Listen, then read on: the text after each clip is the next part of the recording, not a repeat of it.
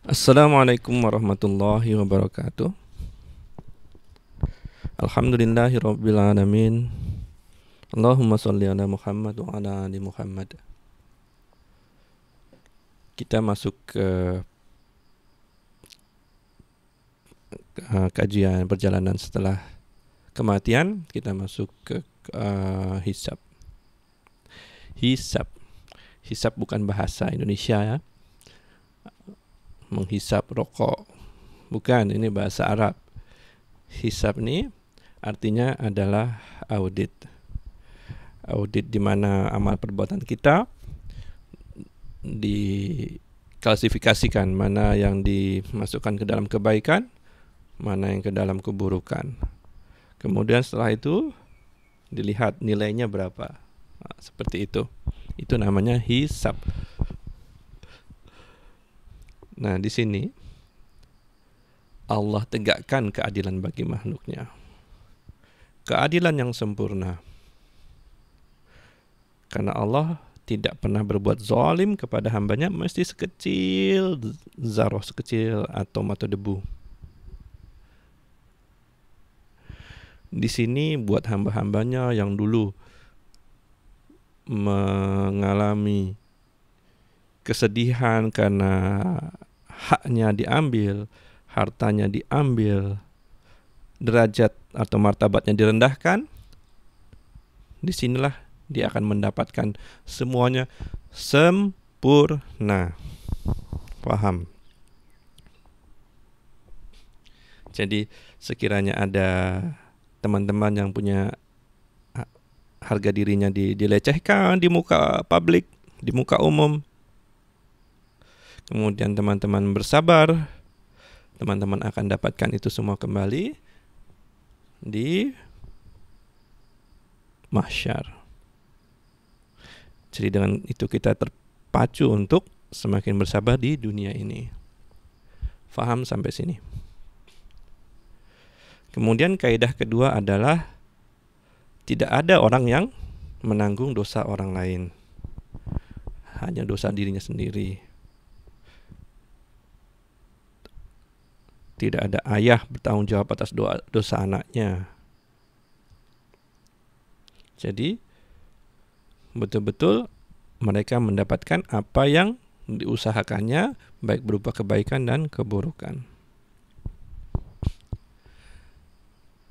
Nah, kemudian setiap hamba disuruh lihat catatan amalnya masing-masing.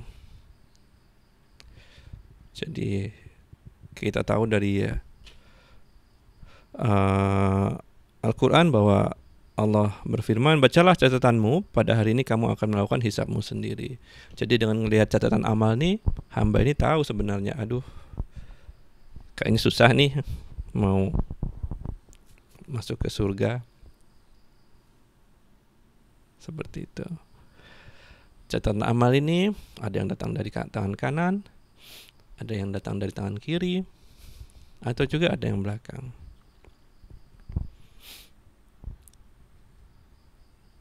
Kaidah keempat, dihadirkan para saksi. Saksi itu ada macam-macam. Di sini saya letakkan 5. Yang pertama Allah. Firman Allah, sungguhnya Allah atas segala sesuatu menjadi saksi. Yang kedua, Rasul. Firman Allah, kami datangkan dari setiap umat seorang saksi, Rasul mereka, dan kami datangkan engkau Muhammad sebagai saksi atas diri mereka.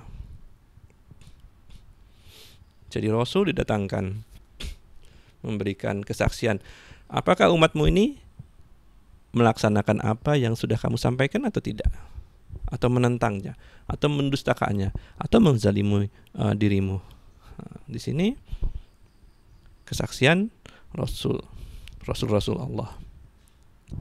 Nah, kemudian yang keempat adalah yang ketiga adalah malaikat. Malaikat juga menjadi saksi. Nah, sebelumnya saya menyampaikan ada yang menarik. Jadi umat Muhammad Shallallahu Alaihi Wasallam menjadi saksi bagi umat-umat yang lalu. Ini menunjukkan bahwa derajat umat Muhammad Shallallahu Alaihi Wasallam itu tinggi, ditinggikan oleh Allah di atas yang lain. Jadi ketika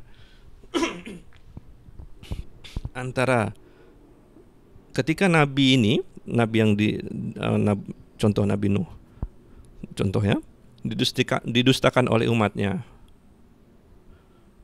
dan ketika ditanyakan kepada umatnya, kalian umat Nuh, apakah Nuh sudah melaksanakan tugasnya? Dilemakan buat umat Nabi Nuh. Dijawab, iya. Salah. Karena mereka akan terkena hukumannya, neraka udah kelihatan. Atau kalau dijawab bohong,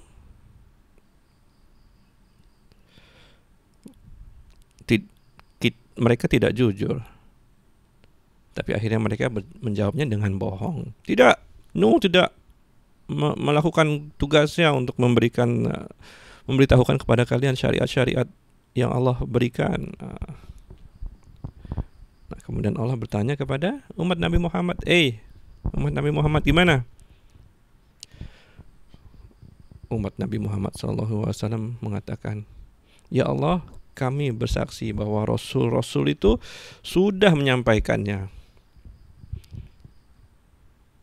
Bagaimana kalian tahu?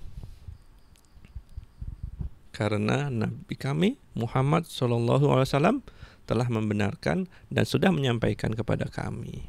Itu yang terjadi nanti. Baik, selanjutnya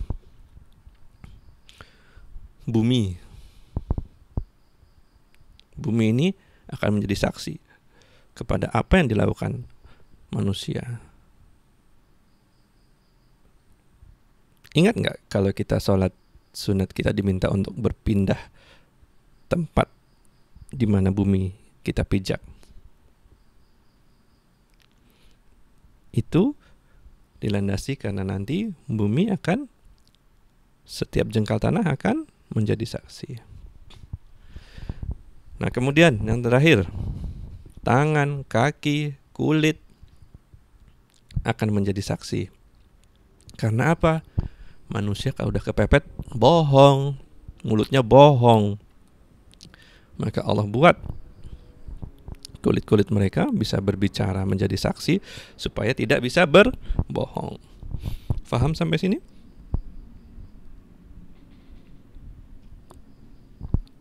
Baik, saya lanjutkan. Kaidah berikutnya, kaidah nomor 5 adalah kebaikan dibalas berlipat ganda. Di antara satu rahmat Allah, di antara rahmat Allah yang diberikan di hari akhirat, satu kebaikan seorang muslim bisa dibalas 10 kali, bisa dibalas 700 kali, atau bisa dibalas berbilion-bilion. Ketika Allah berfirman bahwa puasa hambaku akan aku balas, dan hanya aku saja yang tahu berapa besarnya, menandakan ini besar sekali. Ketika Allah berfirman, kesabaran itu pahalanya ada di sisiku, maknanya kesabaran itu besar sekali, mungkin bilion-bilion kali ganda. Jadi mudah-mudahan ini menginspirasi teman-teman untuk terus berada dalam kesabaran, dalam ujian, dalam kesulitan. Tidak pernah ada ruginya. Ketika kita diuji dengan sesuatu yang menyakitkan, kehilangan apa yang kita cintai, baik berupa harta, kedudukan, orang-orang yang dicintai, ingat, kesabaran kalian dibalas. Di lain sisi, 1 kali kesalahan dibalas dengan 1 kali dosa. Dengan kalkulasi matematika seperti ini,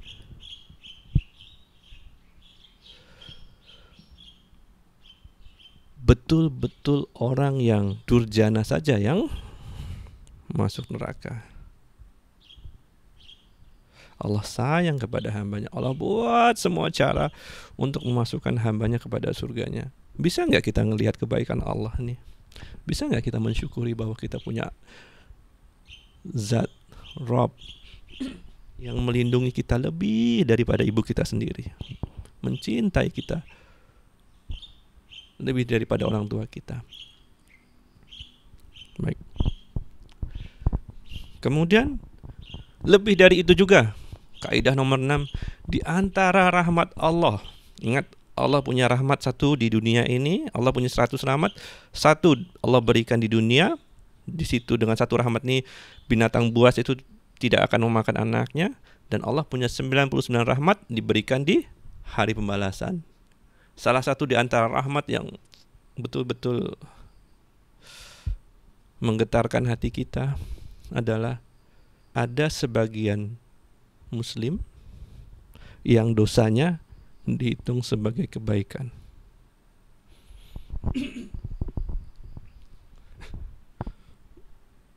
Jadi nanti dalam sebuah hadis diriwayatkan, Allah ketika terjadi dialog private, dialog antara hamba dengan Allah, Allah perlihatkan kepada hamba ini dosa-dosa kecilnya, dosa-dosanya dibuka sedikit dan kecil-kecilnya itu. Benar kamu lakukan ini, benar kamu lakukan itu. Yang itu gimana? Kamu lakukan juga? Nah, ketika hamba ini mengakui, ya Allah saya melakukannya, iya ya Allah saya lakukan, betul ya Allah saya lakukan, karena umur kita itu panjang, 60 tahun itu panjang. Dosa itu kalau dilihat itu peng setiap detik kita ada dosa. Nah, ketika hamba ini udah merasa, aduh nggak ada harapan nih, iyalah kalau ditanya salah ini, salah itu, salah ini, kita ngerasa down kan. Nah, ketika dia sudah rasa nggak ada harapan nih, aku akan binasa, biasalah hamba gampang depresi kan. Kemudian Allah berkata,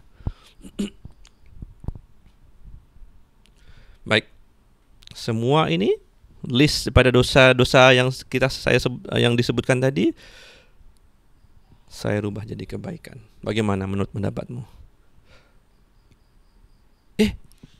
Hamba ini berkata, Allah, jangan nggak cuma itu tuh, masih ada lagi loh dosa-dosa yang lainnya. Betul masih ada lagi dosa yang lainnya. Sambil menceritakan hal ini, Rasulullah SAW pun tertawa. Baik, saya rasa itu dulu untuk kaidah hisab atau audit. Assalamualaikum warahmatullahi wabarakatuh.